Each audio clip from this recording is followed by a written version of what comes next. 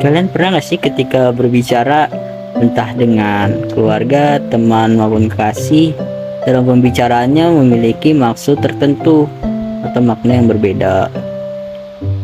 Atau mungkin ketika kita berbicara dengan lawan bicara kita, itu kita sama-sama memiliki pengetahuan yang sama terkait percakapan itu.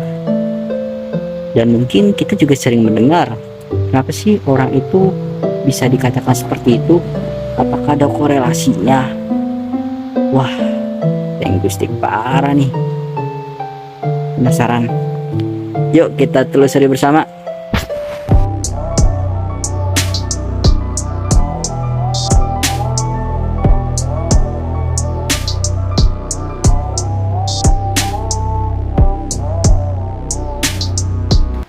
Perkenalkan, nama saya Rizky Warana, mahasiswa Universitas Islam Negeri Syarif Hidayatullah Jakarta semester 3. Kali ini saya akan membawakan materi mengenai prinsip pragmatik, peranggapan, implikatur, dan entailment dalam satu video.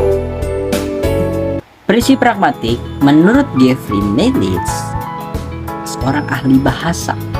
Ia mengemukakan bahwasannya prinsip pragmatik itu tidak dikendalikan atau diatur oleh kaidah, melainkan bersifat konvensional atau dimotivasi oleh tujuan-tujuan umum. Jadi, prinsip pragmatik ini sifatnya tidak terikat, teman-teman. Tidak terikat. Oke, tik itu terbagi menjadi dua, teman-teman. Yang pertama yaitu mencakup kerjasama dan yang kedua mencakup kesantunan. Dalam poin mencakup kerjasama, yaitu pengertiannya prinsip yang harus dilakukan oleh pembicara dengan lawan bicara supaya menghasilkan komunikasi berjalan lancar. Kerjasama, yaitu suatu tindakan yang dilakukan oleh dua orang maupun lebih untuk menghasilkan tujuan bersama. Dalam konteks prinsip pragmatik ini, pembicara atau penutur dengan lawan bicara atau mitra tutur ini bekerja sama agar komunikasinya dapat berjalan dengan lancar. Yang kedua yaitu mencakup kesantunan. Prinsip yang perilaku suatu konsep yang tegas yang berhubungan dengan tingkah laku sosial yang sopan yang terdapat dalam budaya masyarakat. Jadi kesantunan ini mengutamakan sopan santun kita dalam pembicaraan yang menyesuaikan adat istiadat dalam suatu masyarakat tertentu. Oke, nah ini sering nih ketika teman-teman sebelum berbicara pasti tergambarkan dalam benak teman-teman nih apa gambaran dari kata-kata yang ingin diucapkan. Menurut George Yule yang merupakan ahli bahasa asli Skotlandia campur Amerika, menurutnya peranggapan merupakan sesuatu yang menjadi asumsi dasar penutur yang dihasilkan sebelum membuat ujaran. Jadi sebelum penutur atau pembicara ini melontarkan ujaran, membuat ujaran, ini tergambarkan dalam benaknya. Contoh, ketika saya mengucapkan amin ahli linguis, amin ahli bahasa. Nah, amin ahli bahasa. Sebelum saya mengucapkan amin ahli bahasa, di benak saya tergambarkan bahwasanya amin adalah seorang ahli bahasa. Ya kan? Atau contoh lain, ketika saya menyebutkan di kelas IPA ada siswa ganteng,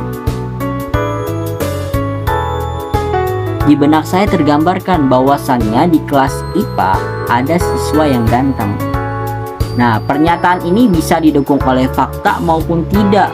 Bagaimana kita caranya mengetahui ini didukung fakta maupun tidak? Telusuri, ya. Jika kan saya mengatakan bahwasannya di kelas IPA ada siswa yang ganteng, namun ketika ditelusuri benar-benar ada siswanya laki-laki, nah itu betul. Namun jika saya telusuri kelas IPA namun isinya siswa perempuan, siswi perempuan, salah pernyataan saya.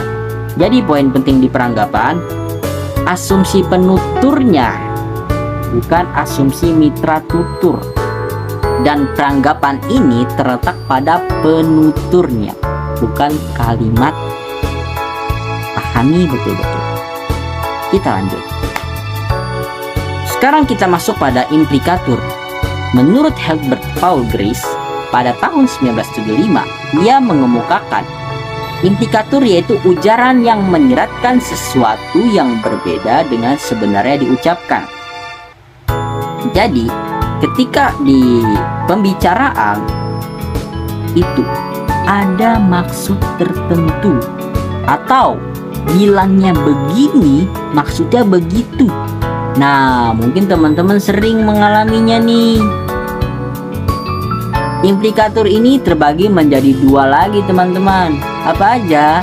Yang pertama yaitu implikatur percakapan dan yang kedua implikatur konvensional. Yuk kita telusuri. Implikatur percakapan yaitu yang muncul dalam suatu tindak percakapan yang sifatnya itu temporer atau saat berlangsungnya tindak percakapan, dan non-konvensional yang sesuatu yang diimplikasikan tidak memiliki relasi langsung dengan tindak ucapan. Jadi implikatur percakapan ini mencakup atau terikat pada prinsip kerjasama yang mencakup 4 maksim. Maksim kualitas, maksim kuantitas, maksim relevan, dan maksim cara.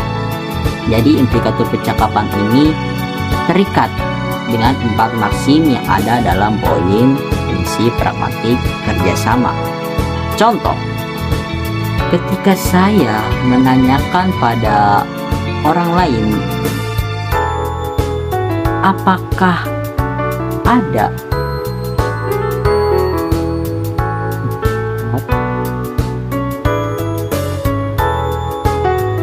contohnya di mana saya bisa. Contohnya ketika saya itu bertanya pada orang, di mana saya bisa mendapatkan buah segar di sini.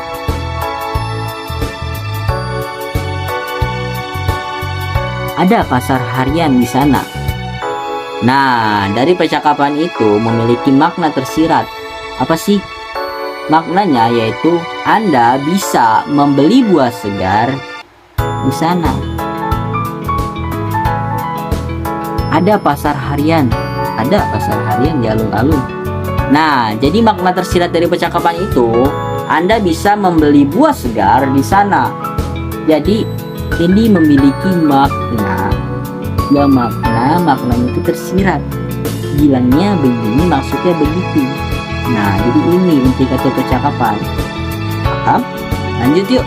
Implikatur konvensional, implikasi atau pengertian yang bersifat umum dan konvensional. Semua orang pada umumnya sudah mengetahui dan memahami maksud atau implikasi suatu hal tertentu. Pemahaman terhadap implikasi yang bersifat konvensional mengandalkan kepada pendengar atau pembaca memiliki pengalaman dan pengetahuan umum. Jadi, implikatur konvensional ini tidak tergantung atau tidak terikat seperti implikatur percakapan tadi. Implikatur konvensional ini tidak terikat pada 4 prinsip kerjasama. Sebaliknya, implikatur konvensional ini mengandalkan pembicara dan lawan bicaranya ini memiliki pengetahuan yang sama. Nah, ini konteks pembicaraannya. Contoh, ketika saya mengucapkan, makanya dia hubungan sama pacar jalan udah 4 bulan. Emang dia orang mana sih? Dia orang Madura. Oh, pantas setia.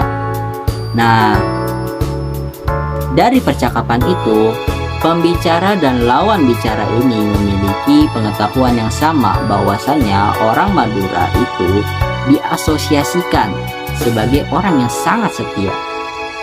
Jadi implikatur konvensional ini tidak terikat teman-teman, sebagaimana implikatur percakapan tadi. Ya, jadi implikatur itu terbagi menjadi 2, implikatur percakapan dan implikatur konvensional. Implikatur percakapan itu terikat pada 4 prinsip kerjasama, sedangkan implikatur konvensional itu tidak terikat. Oke, Entailment adalah sesuatu yang secara logis ada atau mengikuti apa yang ditegaskan di dalam tuturan. Yang memiliki entailment ini adalah kalimat, bukan penutur. Jadi entailment ini ada kata yang mengikutinya. Contoh, ketika saya menyebutkan huwa al-hajj, dia seorang haji. Nah, kenapa sih dia disebut seorang haji? Karena ia pernah beribadah di kota Mekah, sehingga ia pantas disebut seorang haji. Nah, jadi itu entailment ya. Contoh lain, dia adalah siswa SMP. Kenapa dia disebut siswa SMP? Karena sebelumnya ia pernah menempuh pendidikan dasar atau SD. Nah, ia pantas disebut dengan siswa SMP. Jadi entailment itu bersifat mutlak ya teman-teman. Pahami betul-betul. Sekarang kita masuk pada sesi membedakan antara peranggapan, implikatur, dan entailment. Peranggapan yaitu asumsi yang ada di benak si penutur. Jadi sebelum penutur ini membuat ujaran atau melontarkan ujaran, penutur ini tergambarkan mengenai ujaran yang nanti akan diucapkan. Sedangkan implikatur yaitu hubungan antara tuturan dengan maksudnya dan bersifat tidak mutlak. Implikatur ini ada yang terikat dengan prinsip kerjasama dan ada juga yang tidak, atau sering disebut implikatur persyaratan dan implikatur konvensional. Yang terakhir yaitu entailment, yaitu adalah hubungan antara tuturan dengan maksudnya dan bersifat mutlak. Entailment ini ada dan ada yang mengikuti. Jadi itu pengertian dari 3 poin pertama kita hari ini, dan bagaimana cara membedakannya dengan melihat pengertiannya terlebih dahulu. Bagi teman-teman yang masih bingung, teman-teman bisa menghubungi saya nantinya. Dan juga saya ingin sedikit mereview buku untuk teman-teman yang ingin mendalami seputar linguistik. Ada bukunya Cakrawala Linguistik Arab karya Dr. Muhammad Syarif Hidayatullah, seorang ahli penerjemah dan dosen Universitas Islam Negeri Syarif Hidayatullah. Buku ini terdiri dari 180 halaman dan isinya ini mencakup seputar linguistik yang isinya padat, jelas, dan tentunya mudah dipahami. Teman-teman bisa cari ya. Sekian dari saya, kurang lebihnya mohon maaf. Billahi taufiq wal hidayah. Wassalamualaikum warahmatullahi wabarakatuh.